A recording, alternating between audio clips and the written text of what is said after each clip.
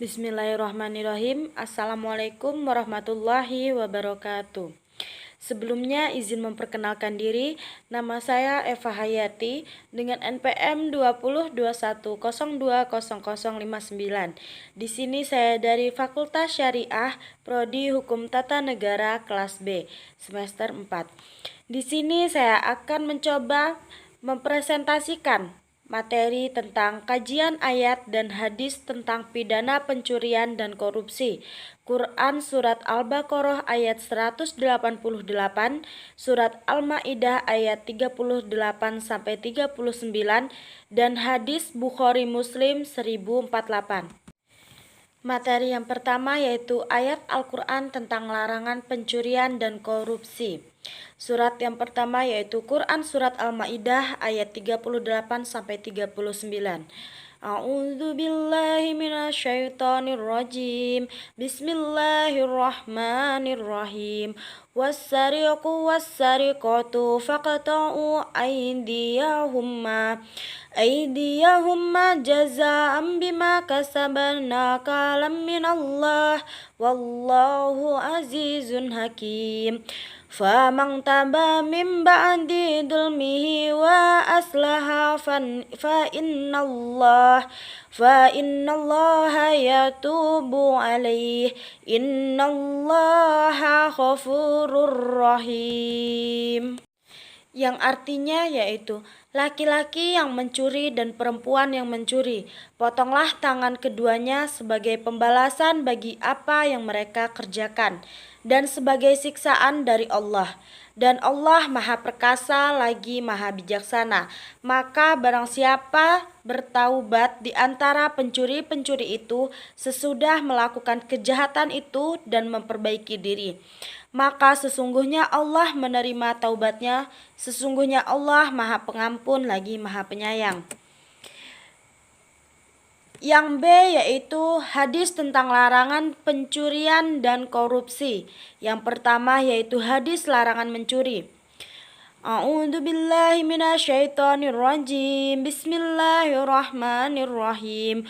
Wa an Aisyah radhiyallahu anha anna Quraisyan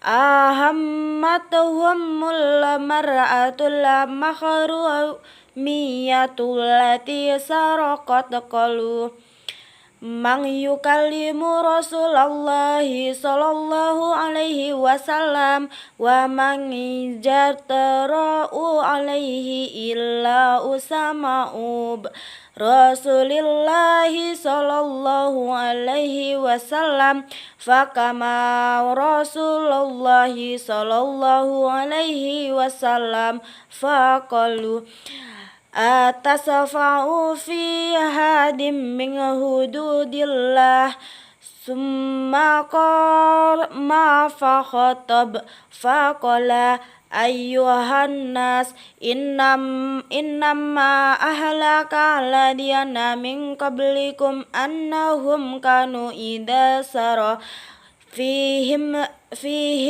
syarifu tarakuh wa yada saraka fihim daifu aqamu alaihi alda walladhi nafasu Muhammad biyadihi law anna Fatimata binta Muhammad saraqat laqata'tu yadah. Yang artinya amma ba'du, sesungguhnya telah membinasakan umat sebelum kalian.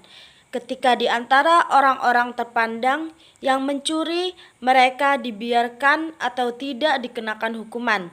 Namun, ketika orang-orang lemah yang mencuri, mereka mewajibkan dikenakan hukuman had demi jiwa Muhammad yang berada di tangannya.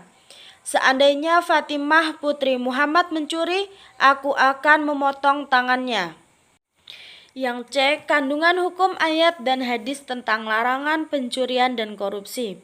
Yang pertama yaitu pencurian adalah mengambil hak milik orang lain dengan cara rahasia dari tempat penyimpanannya, baik penyimpanan pribadi atau umum. Yang kedua yaitu nilai barang curian yang dapat dikenakan hukuman potong tangan menurut mayoritas ulama adalah minimal 1/4 dinar. Dan yang ketiga, pelaku pencurian tersebut dapat dihukum jika berakal sehat dan sudah baligh. Yang keempat, pencurian yang dapat dihukum harus ada bukti 2 orang saksi yang betul-betul menyaksikan dengan jelas atau berdasarkan pengakuan dari pelaku. Yang kelima, hukuman pencurian menjadi gugur dengan adanya pengampunan atau maaf dari pihak korban pencurian atau pencurinya itu tobat sebelum kasus dilaporkan kepada aparat. Yang keenam yaitu hukuman potong tangan, di mana dalam ayat tersebut hanya boleh diterapkan jika kasusnya benar-benar memenuhi syarat formil dan material. Yang ketujuh yaitu haram, memakan harta atau penghasilan yang diperoleh dengan cara batil atau tidak halal seperti hasil pencurian, sogokan, ataupun yang lainnya. Yang D yaitu kasus. Di sini saya mengangkat kasus tentang kasus tindak pidana korupsi yang dilakukan oleh karyawan PT Bank Mandiri.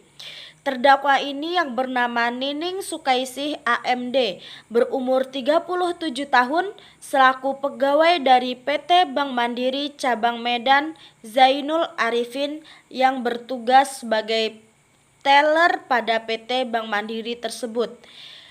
Di sini secara berturut-turut sejak tanggal 3 Oktober 2005 sampai dengan tanggal 20 Desember 2005 yang bertempat di PT Bank Mandiri Cabang Medan Zainul Arifin yang masih termasuk dalam daerah hukum Pengadilan Negeri Medan. Secara melawan hukum melakukan perbuatan memperkaya diri dengan cara korupsi atau mengambil hak orang lain. Perbuatan yang dilakukannya yaitu sebuah pencairan uang dari nasabah yang harusnya memenuhi syarat-syarat yang telah ditentukan, yaitu nasabah mengisi slip penarikan yang sudah diisi dengan nama nasabah, nomor rekening, tanggal penarikan, jumlah nominal yang akan ditarik, sebuah buku tabungan, dan ATM serta tanda tangan penarik atau nasabah. Dan apabila bukan nasabah yang bersangkutan yang menarik uangnya, maka harus melampirkan surat kuasa. Namun sebagai teller ketentuan tersebut tidak terdakwa penuhi. Bahkan kemudian terdakwa mengambil uang nasabah tanpa seizin dari nasabah. Yang bersangkutan dengan cara terdakwa membuat slip penarikan tunai dengan tanda tangan sendiri dan cara meniru tanda tangan pemilik rekening, yaitu atas nama Muhammad Yunus Nasution. Di sini selanjutnya uang dari para nasabah ini terdakwa ambil. Sebagian dari terdakwa setorkan kepada anak dan suaminya. Jadi inti dari kasus yang saya angkat ini adalah seorang petugas teller yaitu Nining Sukaisih yang telah melakukan tindak pidana korupsi atas dana beberapa nasabah di PT Bank Mandiri, di mana dana yang seharusnya dikirimkan atau ditransferkan tersebut malah digunakan untuk kepentingan pribadinya dan dikirimkan ke anak dan suaminya. Dari kasus tersebut di sini saya mengambil analisis kasus yaitu dari hukum Islam dan menurut perundang-undangan tindak pidana. Yang pertama yaitu menurut hukum Islam.